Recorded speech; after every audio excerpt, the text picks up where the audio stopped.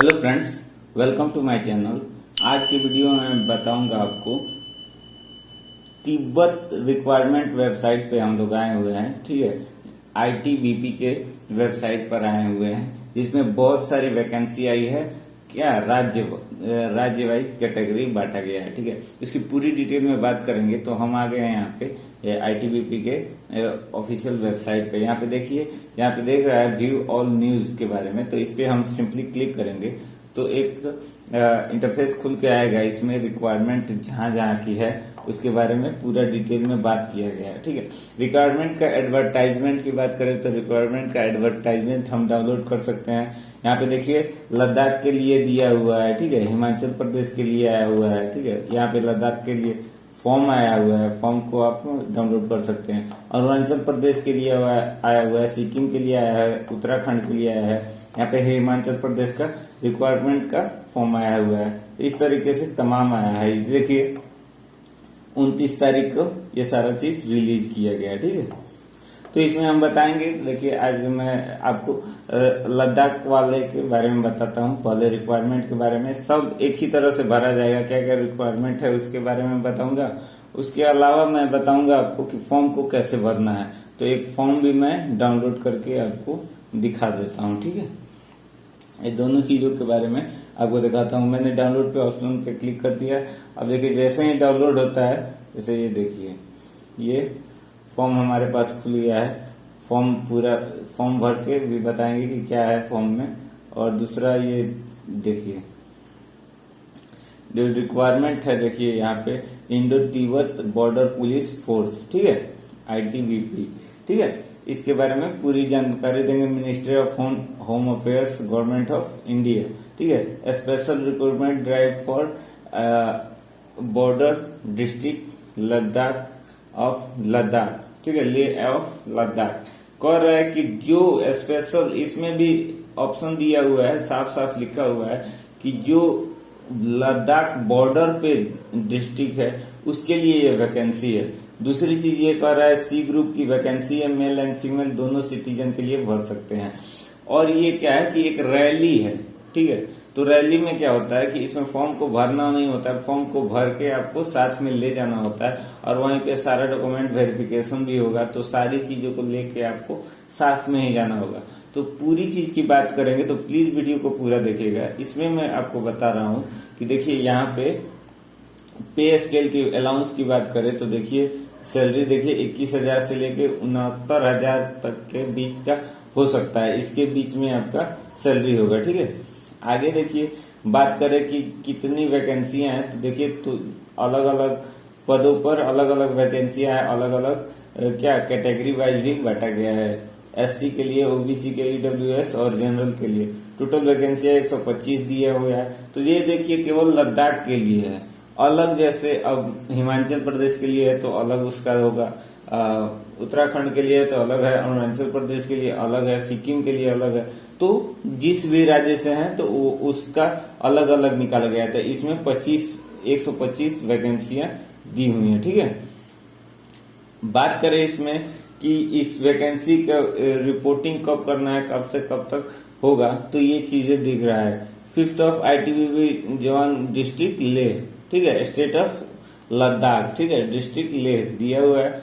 5/10/2023 से 8/10/2023 तक होगा। इसका क्या है डेट ऑफ रजिस्ट्रेशन, इसका रजिस्ट्रेशन होगा तो आपको जाकर रजिस्ट्रेशन कराना होगा। ये बात साफ साफ लिखा है। 5 तारीख से शुरू होगा और 8 तारीख तक होगा। इसी के बीच में आपको टाइमिंग दिया गया है, आप जाके करा सकते हैं। ये साफ चीज लिखा हुआ है। अब बात करें एज लिमिट की, तो एज लिमिट आपको 18 से 23 वर्ष के होने चाहिए।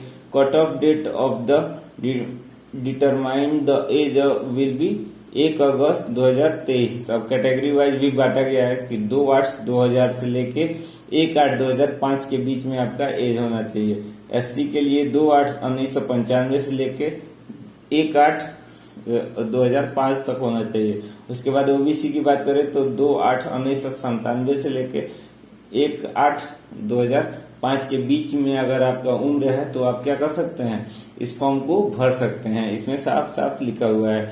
एक्स सर्विसमैन है तो आपको भी 3 साल का दिया जाएगा। ठीक है, देखिए यहाँ पे दिया हुआ है कैटेगरी वाइज एज रिलैक्सेशन भी दिया हुआ है। तो एससी के लिए 5 साल, ओबीसी के लिए 3 साल, एक्स सर्विसमैन के लिए 3 साल, एक्स सर्विस मैन के लिए भी 8 साल दिया हुआ है। जो एससी से है ओबीसी के लिए भी 6 साल दिया हुआ है। इस तरह से दिया गया है, ठीक है। अब बात करें इसमें कि क्वालिफिकेशन की, एजुकेशन क्वालिफिकेशन क्या चाहिए, तो मात्र मैट्रिकुलेशन यानी 10th पास किसी भी बोर्ड से हैं आप, तो आप इस फॉर्म को भर सकते हैं। तो इतना चीज ध्यान में रखिएगा, 10th अगर पास है तो इस फॉर्म को आप आसानी से भर पाएंगे।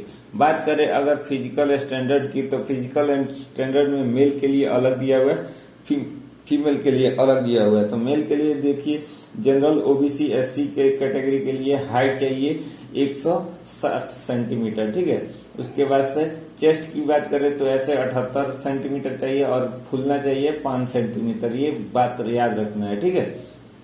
आगे देखिए क्या चीज दे रहा है कि वेट की बात करें तो आपका हाइट के हिसाब से आपका वेट भी होना चाहिए। ये चीजें दी गई है, ठीक है।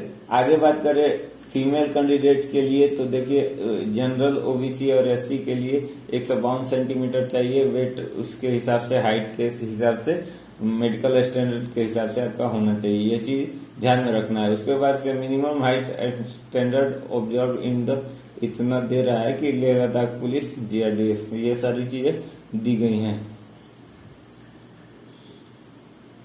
अब बात करें, देखिए यहाँ पे कर रहा है कि candidate who increase the height chest measurement will be submitted certificate as per annexure. इतना आपको सर्टिफिकेट भी देना पड़ेगा अगर लद्दाख पहाड़ी एरिया से हैं तो। ये चीजें इसमें दी गई है। आपके आइज टेस्ट भी होगा, इसमें साफ लिखा हुआ है बेटर N6, ये चीजें दिया हुआ है। विजुअल कलर के लिए रिमार्क भी दिया हुआ है, रेफरेंस सारी चीजें दी हुई है।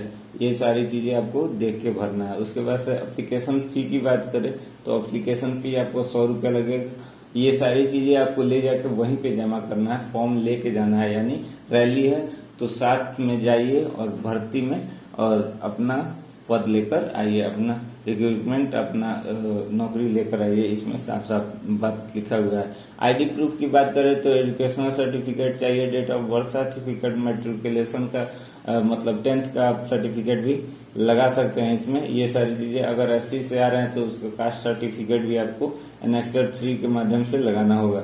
उसके बाद से डोमिसाइल सर्टिफिकेट भी, रेसिडेंशियल सर्टिफिकेट भी आपको चाहिए। ये सारी चीजें, discharge certificate of ex serviceman में है तो डिस्चार्ज सर्टिफिकेट भी आपको चाहिए। नो ऑब्जेक्शन सर्टिफिकेट भी आपको चाहिए किसी भी गवर्नमेंट कॉलेज में या गवर्नमेंट में या सेमी गवर्नमेंट ऑर्गेनाइजेशन में काम कर रहे हैं। वैलिड एनसीसी सर्टिफिकेट है तो वो भी लगा सकते हैं। उसके बाद से 100 रुपया, 100 रुपया एप्लीकेशन फी लगेगा। ये लेके आपको जाना है। 2 फोटोग्राफ लगेंगे आपके पास, पासपोर्ट साइज फोटो लगेगा। ये सारी चीजें दिया हुआ है।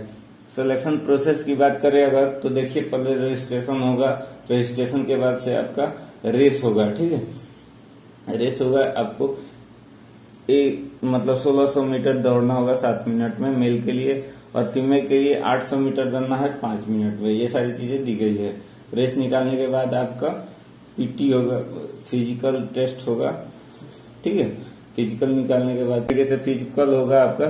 फिजिकल के बाद से आपका आइज टेस्ट भी होगा पूरी तरीके से। डॉक्यूमेंट्स वेरिफिकेशन होगा, बायोमेट्रिक होगा, रिटर्न टेस्ट भी होगा। रिटर्न टेस्ट में देखिए आपका हिंदी, इंग्लिश, बंगाली, आपका जिस भी भाषा में आपका आता है, पहाड़ी भाषा जो भी आपको आता है उसमें भी आपका लिया जाएगा, ठीक है। टेस्ट लिया जाएगा, 100 मार्क्स का वो रहेगा क्वेश्चन, ठीक है। उसके बाद से एनसीसी सर्टिफिकेट का 5 नंबर बोनस मिलेगा। एनसीसी बी सी के लिए अलग अलग, सर्टिफिकेट के लिए भी, सर्टिफिकेट के लिए आपका मैक्सिमम बोनस मिलेगा। उसके बाद से मेरिट लिस्ट जारी होगा। उसके बाद से रिसोल्यूशन ऑफ ट्रायल होगा केस का। उसके बाद डिटेल मेडिकल एग्जामिनेशन होगा। उसके बाद से अपीयरेंस अगेंस्ट मेडिकल एग्जामिनेशन होगा आपका पूरी तरीके से। और उसके बाद से आपकी भर्ती ले ली जाएगी। तो ये सीधी भर्ती होने वाली है, ठीक है। तो आप इस भर्ती में फॉर्म भर सकते हैं, फॉर्म भर के आप जा सकते हैं। देखिए फॉर्म की बात करेगा तो फॉर्म देखिए यहाँ पे साफ साफ दिया हुआ है कि कैसे भरना है। देखिए रोल नंबर आपको डालना पड़ेगा मैट्रिक का, ठीक है। ये देखिए to the field by office. ये रोल नंबर आपको वहां से मिलेगा। आपको यहाँ पे पासपोर्ट साइज फोटो लगाना है। ब्लॉक लेटर में नाम लिखना है, मिडिल नेम और सर नेम लिखना है। सो मिडिल नेम नहीं है तो सर नेम और नाम लिखेंगे। यहाँ पे फादर्स नेम लिखेंगे, पूरा ब्लॉक लेटर में लिखेंगे, डेट ऑफ बर्थ डालेंगे, बॉक्स कैंडिडेट सिग्नेचर, यहाँ पे अपना सिग्नेचर मार देंगे। ठीक है, आगे देखिए यहाँ पे एज बताना है कि कौन से ईयर, कितने दिन, कितने तारीख का आपका डेट ऑफ बर्थ है, ये यहाँ पे डालेंगे। कितने साल के हुए, ये सारी चीजें डालेंगे। ठीक है, मेल कैंडिडेट है कि फीमेल, यहाँ पे टिक करेंगे। उसके बाद से एजुकेशनल आपका क्वालिफिकेशन डालेंगे, मैट्रिक का डालेंगे, 12th का डालेंगे, अगर अदर भी है ग्रेजुएशन किया तो ग्रेजुएशन, सारी चीजें यहाँ पे डालेंगे जहां तक आपने किया है। ठीक है, अब एनसीसी सर्टिफिकेट है तो कौन से कैटेगरी का है, ए है सर्टिफिकेट, बी सी जो भी होगा उस पर टिक करेंगे। ठीक है, उसके बाद से जनरल से है कि एससी से है कि एसटी से है कि ओबीसी से है, ईडब्ल्यूएस से या कि एक्स सर्विसमैन से है, तो उस पर सिंपली क्लिक करेंगे। क्लिक करने के बाद देखिए यहाँ पे दिखा रहा है कि आप कौन से रिलीजन की बात करें तो रिलीजन कौन सी है आपकी, इसके भी बारे में बात करेंगे। उसके बाद से अपना परमानेंट एड्रेस क्या है, विलेज क्या है, पोस्ट क्या है, तहसील क्या है, पुलिस स्टेशन क्या है, डिस्ट्रिक्ट क्या है, स्टेट क्या है, पिन कोड क्या है, ये डालेंगे। परमानेंट एड्रेस और रेसिडेंशियल एड्रेस दोनों सेम रहेगा तो ये सारी चीजें डालेंगे। यहाँ पे अपना ईमेल आईडी डालेंगे, यहाँ पे मोबाइल नंबर डालेंगे, फिजिकल स्टैंडर्ड अपना डालेंगे, मेंशन करेंगे यहाँ पे पूरी तरीके से। आईटीबीपी सर्विसमैन के लिए ये सारी चीजें अप्लीकेबल नहीं है, ये सारी चीजें नहीं लिखना है, ये सब इसमें दिया हुआ है। ठीक है, इस तरीके से आप फॉर्म को यहाँ पे देखिए, यहाँ पे आइडेंटिफिकेशन मार्क डालेंगे, अपना थंब इम्प्रेशन डालेंगे, लेफ्ट हैंड थंब इम्प्रेशन डालेंगे अपना। ठीक है, उसके बाद से लिस्ट ऑफ द इनक्लोजर्स इसके बारे में डालेंगे और डिस्क्लेमर दिया हुआ है, डिस्क्लेमर में अपना डालेंगे, डेट प्लेस डालेंगे, सिग्नेचर फुल नेम डालेंगे और उसके बाद से पूरा फॉर्म को अच्छी तरीके से रिवाइज कर लेंगे। कैंडिडेट नेम मिस्टर अपना पूरा डिटेल डाल के और यहाँ पे आगे वो लोग अपना फॉर्म भर देंगे। ठीक है, बाकी यहाँ पे एडमिट कार्ड आपको वो लोग भर के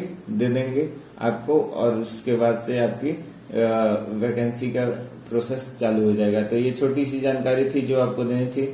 बहुत बहुत धन्यवाद। जय हिंद।